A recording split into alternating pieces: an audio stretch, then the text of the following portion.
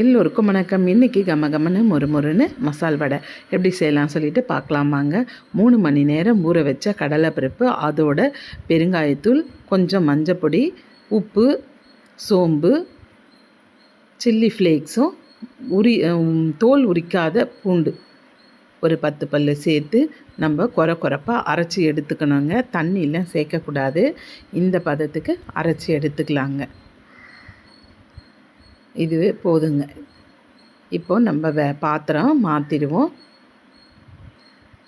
இது கூடவே 2 பச்சை மிளகாய் பொடியாக கட் பண்ணி சேர்த்துக்கலாங்க. கொத்தமல்லி தழை பொடியாக நறுக்கின கொத்தமல்லி தழை, இஞ்சி துண்டுங்க, அதுவும் பொடியாக நறுக்கி சேர்த்துக்கங்க.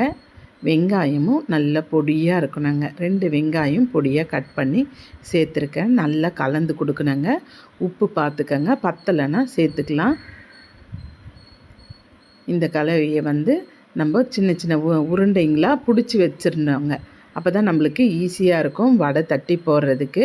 இல்லைன்னா ஒவ்வொரு முறையும் தண்ணியில் கையை கழுவிட்டு நம்ம பண்ணும்போது எண்ணெயில் தண்ணி பட்டுச்சுன்னா மேலெல்லாம் தெறிக்கும்.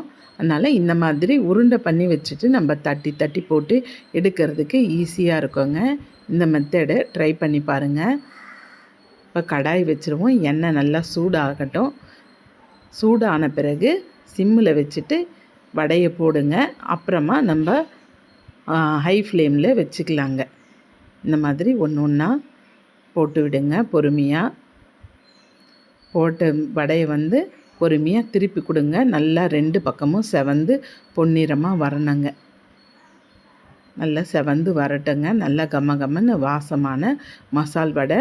நம்ம வெளியே கடையில் சிப்ஸு, அப்பளம் இந்த மாதிரி வாங்குறதோட வீட்டிலையே நம்ம மசால் வடை செஞ்சு நம்ம ஒரு சாம்பார் சாதம், ரச சாதம், தயிர் சாதத்துக்கு நம்ம வீட்லேயே செஞ்சு இந்த மாதிரி சிம்பிளாக செஞ்சு சாப்பிட்டுக்கலாங்க.